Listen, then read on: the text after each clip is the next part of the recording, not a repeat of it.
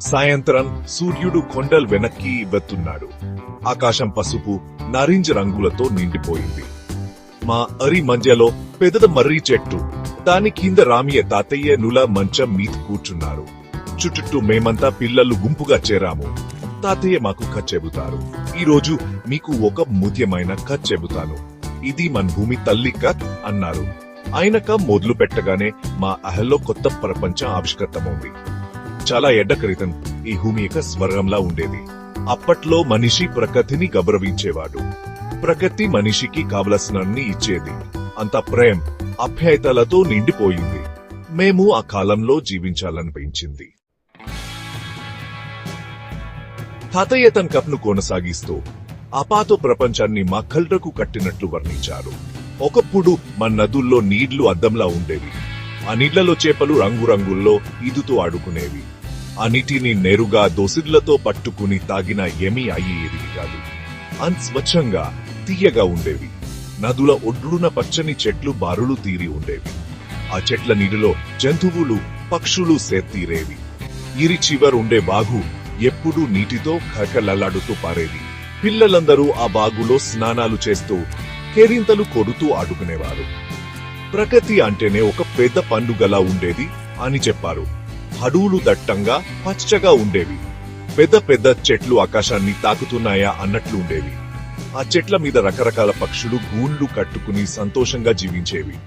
వాటి కిలకిలారాలతో అడవి అంతా సంగీతంతో నిండిట్లు ఉండేది. జింక్లు కుందేబ్లు నెమందు స్వేచ్ఛగా తిరిగేవి. వాటిని చూస్తే మనసుకు ఎంతో ఆనందం కలిగేది. అడవి మనకు స్వచ్ఛమైన గాలిని, తికటి పండ్లను, అవసరమైన కల్పను ఇచ్చేది.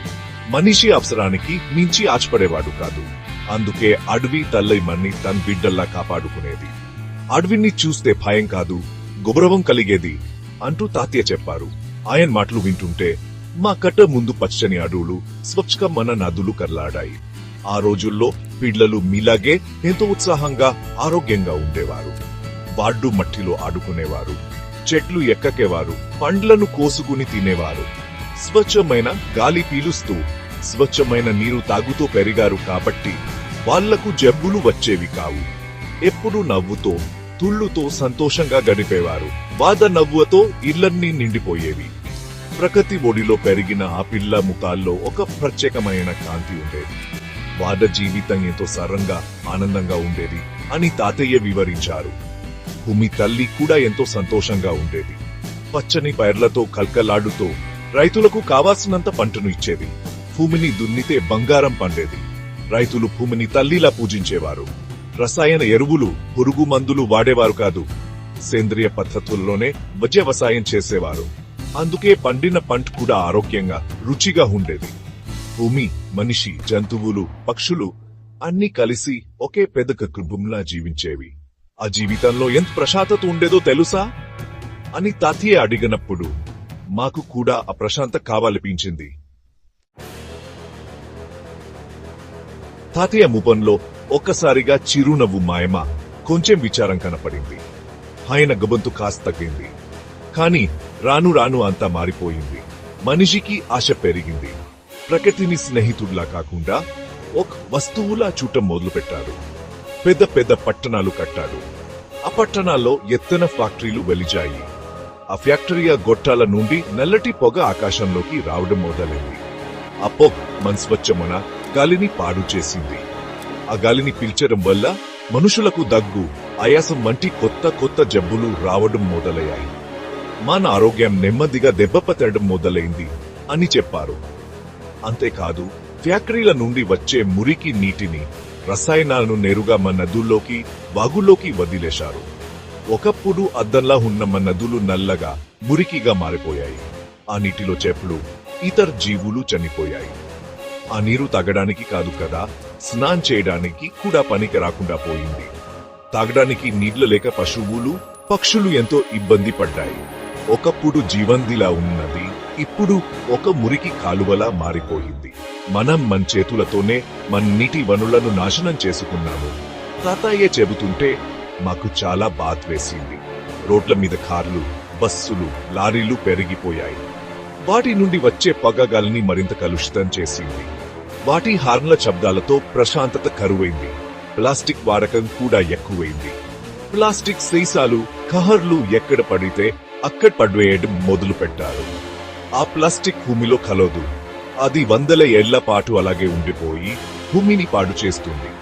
ఆ ప్లాస్టిక్ ను తిని ఎన్నో పశువులు, జంతువులు చనిపోతున్నాయి. సముద్రాల్లో కూడా ప్లాస్టిక్ పేరుకుపోయి అక్కడి జీవులకు ప్రాణసంకటంగా మారింది. ఒకప్పుడు అందంగా ఉన్న మన భూమి ఇప్పుడు ప్లాస్టిక్ చెత్తతో నిండిపోయింది అని ఆయన ఆవేదనగా చెప్పారు. ఈ మార్పుల వల్ల మన జీవితం చాలా కష్టంగా మారింది. కలుషితమైన గాలి, నీరు, ఆహారం వల్ల పిల్లలు తరచుగా అనారోగ్యం పాలవుతున్నారు. ఒకప్పుడు ఆరోగ్యంగా పెరిగిన పిల్లలు ఇప్పుడు ఆసుపత్రుల చుట్టూ తిరగాల్సి వస్తోంది. జంతువులు, పక్షులకు నిలువ నీరు లేకుండా పోయింది. అడవులు తగ్గిపోవడంతో వాటికి ఆహారం దొరకడం లేదు. రైతులు పండించిన పంటలు సరిగ్గా పండటం లేదు. భూమి తన సారాన్ని కోల్పోయి బీడుగా మారుతోంది. వర్షాలు సరిగ్గా కురవడం లేదు. ఎండలు మండిపోతున్నాయి.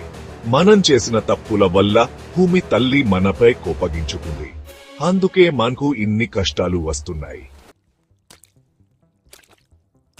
తాతయ్యమ్మ ముఖాల్లోని దిగులును చూసి మెల్లగా నవ్వారు.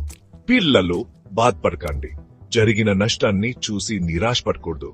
ఇంకా సమయం మించిపోలేదు. అక్కట్లో కూడా కొందరు పిల్లలు, పెద్దలు కలిసి ఒక మంచి పని మొదలు పెట్టారు. వాళ్ళు తమ తప్పును తెలుసుకున్నారు.